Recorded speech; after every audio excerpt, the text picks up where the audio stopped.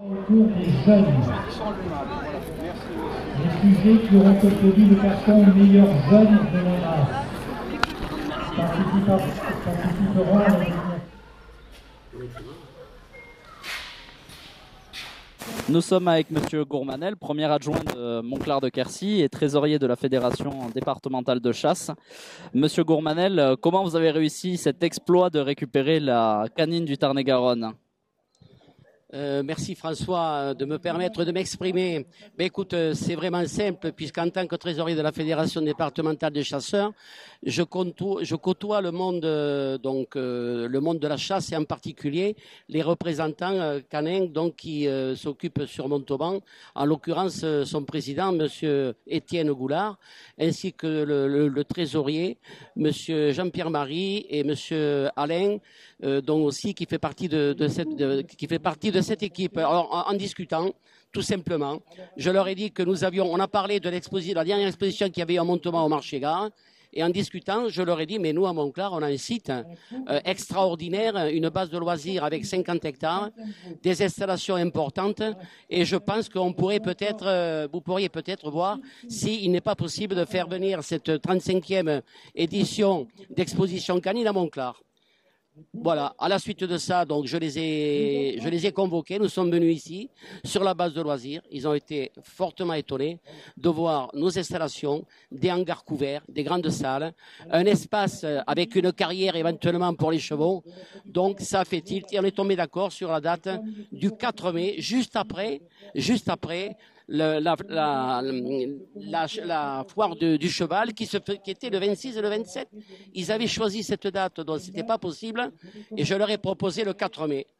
Et à partir de là, on est tombé d'accord, et aujourd'hui nous sommes sur le plateau de la base de loisirs.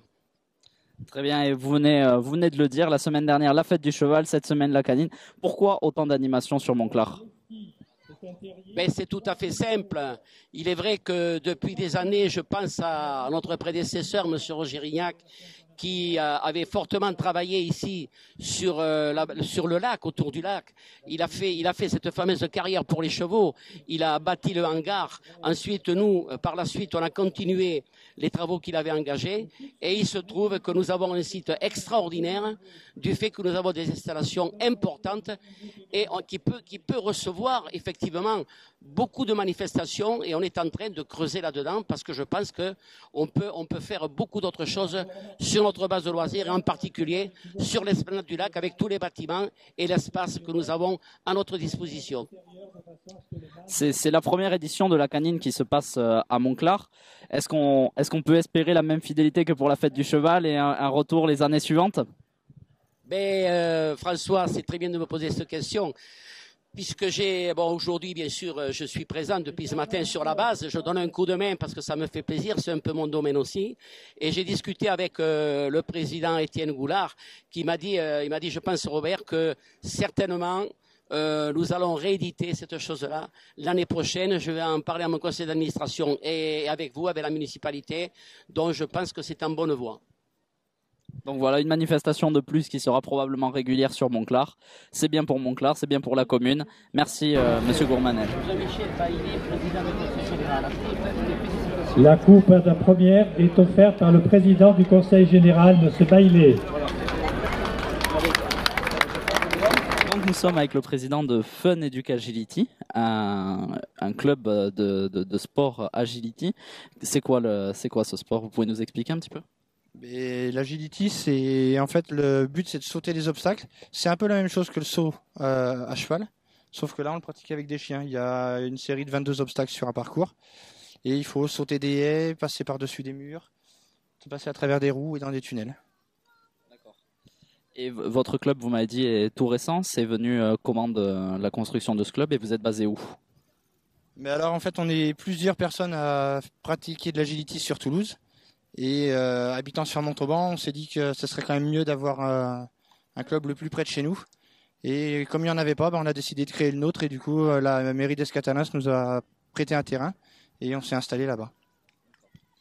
Et c'est la première fois que vous participez à la canine de Tarn-et-Garonne ou ça fait, vous personnellement, vous m'avez dit ça fait à peu près 10 ans que vous faites ça, vous y avez déjà participé ? Nous, c'est la deuxième année qu'on y participe. Le club a été créé Officiellement, on a ouvert le 5 janvier à Escatalins, mais on était déjà présent l'année dernière au marché-gare pour la canine. D'accord. Et c'est un gros événement comme ça pour vous, ça vous permet de vous faire connaître, et comment est-ce que vous arrivez à attirer du monde pour partager ce sport? Ben, c'est vrai que pour nous, ça nous a attiré pas mal de monde parce que c'est une discipline qui est en plein essor et c'est le seul club qu'il y a dans le Tarn-et-Garonne, il n'y en avait pas encore. Et la canine nous a permis de nous faire de la pub et après ça marchait par le bouche à oreille et on a attracté un petit peu pour l'ouverture. Et ça se passe comment? C'est un petit peu comme le football, vous préparez des entraînements ou des compétitions assez régulièrement? Et pour l'instant, comme les gens débutent juste, tous ceux qu'on a ici, à part les moniteurs qui, eux, sont déjà des compétiteurs, tous les autres débutent juste. Donc pour l'instant, il n'y a pas de concours. Il faut savoir que pour préparer un chien en concours, il faut à peu près 18 mois. Et là, la plupart des chiens ont commencé il y a 4 mois, donc tout de suite, pour eux, c'est pas possible. Mais autrement, non, on arrive le dimanche. Nous, on a déjà préparé notre cours un peu dans la semaine. Et tous les dimanches matins, on fait d'abord un peu d'éducation et après de l'agility. D'accord. Est-ce que vous pouvez nous expliquer un petit peu comment fonctionnent les parcours qu'on voit là juste derrière? Juste quelques renseignements sur les différents obstacles.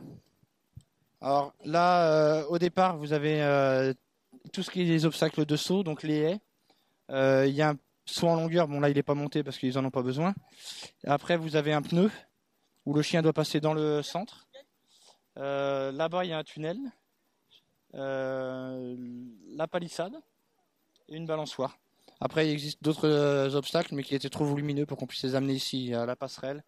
Et tout ça, les chiens doivent ou passer, ou sauter, ou enjamber, en sachant que sur tout ce qui est obstacle à zone, là, ils doivent obligatoirement mettre au moins une patte dans le blanc.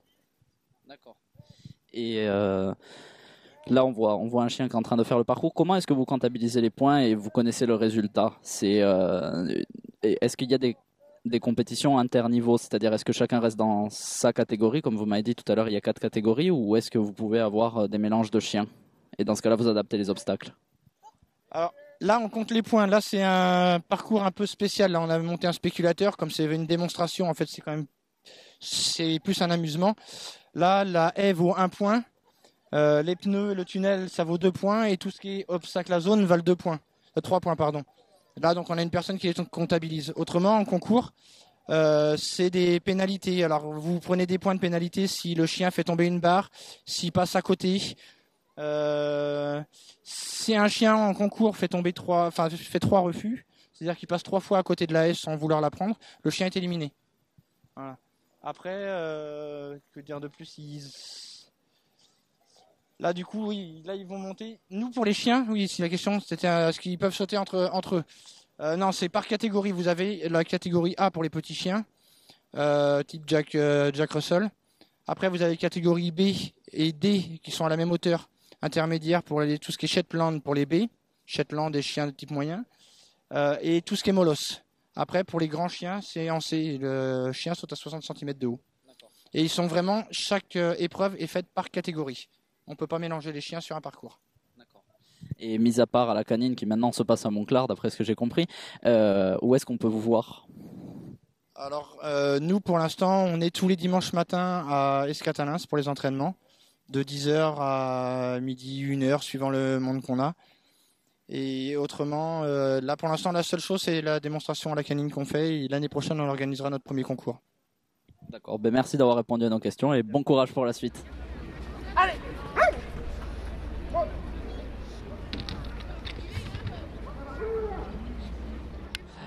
Nous sommes avec le président de la canine du Tarn-et-Garonne. Qu'est-ce qui vous a séduit dans le site de Montclar pour organiser cette canine? Son espace de verdure, pour nous, très grande immensité, une très bonne réception de la mairie de Montclar et des Montclarais en général. Ensuite, le gâteau sur la cerise pour aujourd'hui, c'est le beau temps pour nous. Ça a été une réussite totale à ce niveau-là. Tout le monde participant, concurrents, juges sont satisfaits du site. C'est une première, mais sûrement pas une dernière pour nous. Et vous l'avez dit, c'est la première, donc peut-être pas la dernière. Ça fait depuis combien de temps que cette manifestation existe? Donc, c'était la 35e exposition canine. Elles ont toujours eu lieu sur Montauban, au marché-gare, et excepté une fois qu'on l'avait fait sur le site de la Phobio. Mais après, elles étaient toutes au marché-gare et on n'est pas revenus au marché-gare. C'est pas une question de qu'on soit contre le marché-gare, mais c'est une question de grandeur, d'espace. Ça a pris de l'ampleur, votre manifestation, vous rentriez plus au marché-gare? Oui, voilà, on avait les nouvelles normes de sécurité qui ont été imposées par certaines personnes. On n'a plus d'espace suffisant pour pouvoir évoluer, alors qu'ici, je dirais qu'on a presque trop d'espace pour évoluer. Mais il vaut mieux qui peut le plus, peut le moins. Donc, je pense que Montclar, ça va être la nouvelle destination de l'exposition canine du Tarn-et-Garonne. On vous souhaite toute la réussite et c'était gentil de répondre à nos questions. Merci. Un grand tour pour tout le monde et sous les applaudissements, voici les 10 meilleurs sujets de Montclar de Quercy 2014.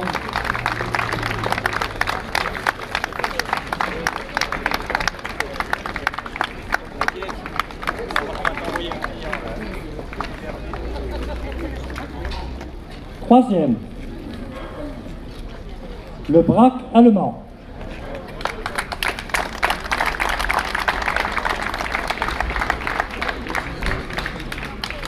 Deuxième, le Rottweiler.